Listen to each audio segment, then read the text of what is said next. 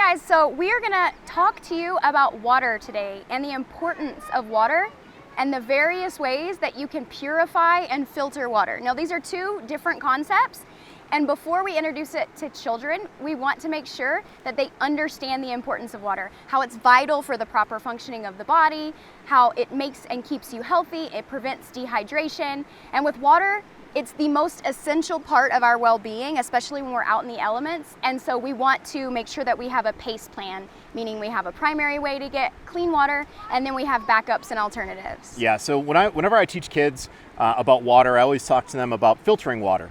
When I say filtering, I tell them to think about when their mom or their dad or brother or sister is making pasta, right? And if they've ever taken pasta and they put it into a colander, like a strainer, the water is able to go through and all the pasta is able to stay behind.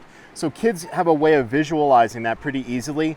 And when I tell them, hey, look, we need to filter this water because there's some stuff in there that we don't want. Like, we want pasta. We don't want the nasty stuff that's in here. It's a great way for them to visualize it. In terms of telling them why we need to treat the water, purifying the water, I tell them that there are things that we can't see, right? Bad things that we can't see.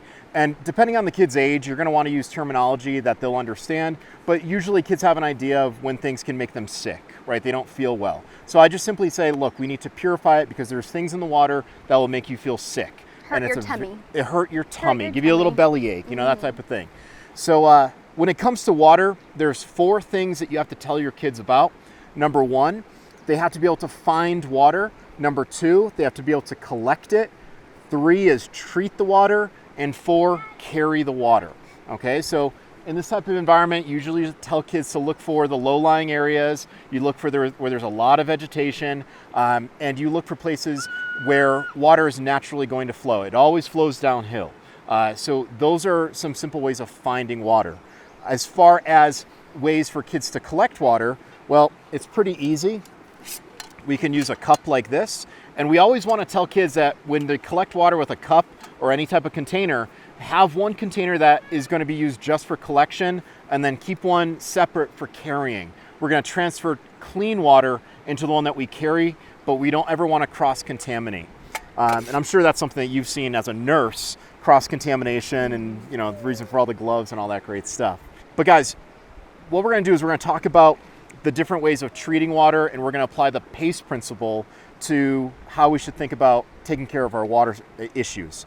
So my primary is I want kids to know that they should have water in their body already, right? Which is difficult because how frequently do your kids want sugary drinks and soda and all that stuff?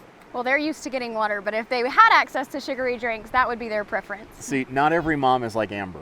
So normally you want to tell your kids that they need water in their bodies. So tell them the best place to find water is in their bodies. That would be your primary.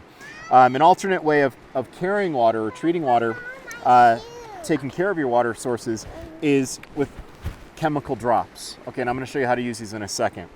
Another method of treating water is with a filter, and another method yet for treating water is by boiling water in a metal container. Now, for kids, we might not want them to experience using fire to boil water because safety-wise, it's not always there. Age appropriateness is going to come in. So these are really 2 good options for kids to try out. Now, have you ever used these before? Not the drops. I love the drops. Big fan of the drops. These 2 containers right here, it's part A and part B. So if you want to give your kids a little lesson on like the alphabet, you can be like A and B. Very simple. What comes first? Yeah, what comes first, right? Super simple. You're going to use 7 drops of one. So I'll just do this real quick.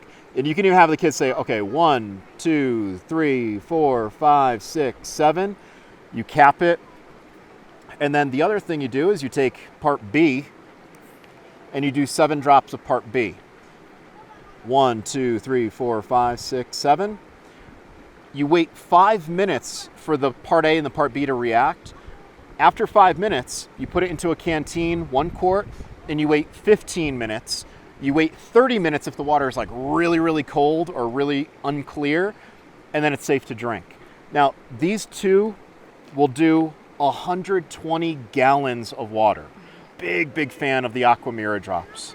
And they go in clear, and when they're ready to use, they actually turn like a yellowish color. So one of my favorite methods of treating water right there. But you use the tablets, right? Yes, the chlorine dioxide tablets. Do you have any specific information that you tell the kids with the tablets? So what you would do is you could use this as a collection bag, and normally collection bags are at least a quart size, which is what is the magic number when it comes to normally the filtration dosages. And so if they needed to collect water and they didn't have another type of filtration device, or for longevity's sake, these are only capable of filtering a certain amount. It's a large amount of water, but they eventually expire. And so we have a little more longevity with the drops or with the tablets. And so they would fill the bags with their water, they would collect it, they would add the tablets, and then I always suggest if there's sunshine out, you set it in the sunshine, because the sun in and of itself will kill microorganisms, and it does a good job of helping to break down that chlorine dioxide tablet and incorporating it into the water. So within 15 to 20 minutes, it's safe to drink. Yeah, another real good trick with the droplets or with the tablets is once you put it into your container, you're gonna loosen the container lid, turn it upside down, shake it a little bit, and you'll see a couple drops of water come down. But what that allows the treated water and the chemicals to do is treat the water that might be caught up in the threads. You know, most people think, oh, if I drink a lot of water, I'm gonna get sick. In reality, it might take 1 or 2 drops that are already on your threads of your bottle to get you sick. So that's yet another trick with treating water, is turn it upside down, loosen the cap, shake it a little bit, turn it right side up, and now the threads are treated as well. Smart. Old school. Old school. Kevin learned the hard way. So yeah, I did. And by the way, if you want to tell your kids why you don't do that, just tell them that they'll explode from both ends. So now, filters. With filters, I like filters because it's fun for kids. Kids like squeezing things. They like being very tactile with the things that they play with. So you can actually have kids fill this thing up, open it up, squeeze it, and they can shoot the water into the cup. They have a good time. I don't recommend these in the wintertime, because in the wintertime, if your filter has a ceramic filter element, the ceramic can become dampened with water, and if it freezes, it can crack, creating microfissures that will allow untreated water to go through. So I only use these 3 seasons out of the year. I don't use them in the wintertime, but it's another good option for kids. And again, it's fun for them.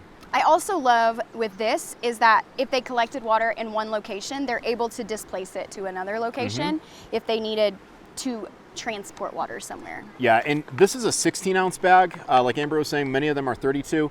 You can actually find the same threading on a lot of the collapsible bladders that are sold elsewhere. So, you know, you just have to understand that this is half the size if you're gonna be using the tablets. If it requires 2 tablets, then just put 1 inside of here. But guys, very, very lightweight, very easy for kids to carry. This is something that a kid could carry, not get in trouble for if they were on a class trip or whatever. So not a bad idea, and very, very safe. If you're really worried about the chemicals, then the filter is the way to go. And you can drink straight from your water source using this as well, going, you know, closer to the water. Absolutely. So now guys, we covered briefly finding water, collecting water, treating water, carrying water. I'm a big fan of metal canteens. In the wintertime, if your kid's canteen gets cold, you can always put this near the fire just to melt things. The other reason I like the metal canteen is at night I can take warm water, I can close the lid, and I can give it to a kid and be like, hey, if you get cold, just hold on to it and it will keep them warm throughout the night. But you don't have to have a hard metal canteen. You can use those collapsible bladders, even reusable bottles like Gatorade bottles or anything like that. Super lightweight, holds a quart of water, and it's another good option for kids to have as a water carrying device. So what do you think?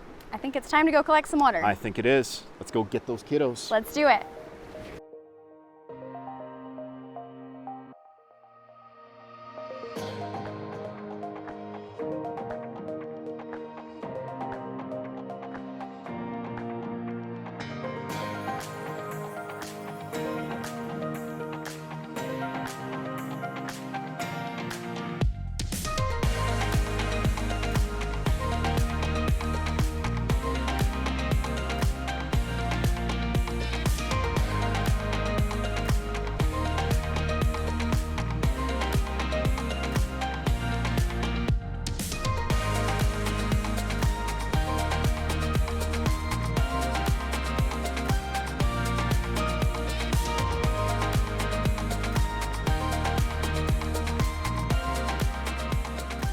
So guys, as you can see, it's not difficult to show kids the importance of drinking water, collecting water, purifying water.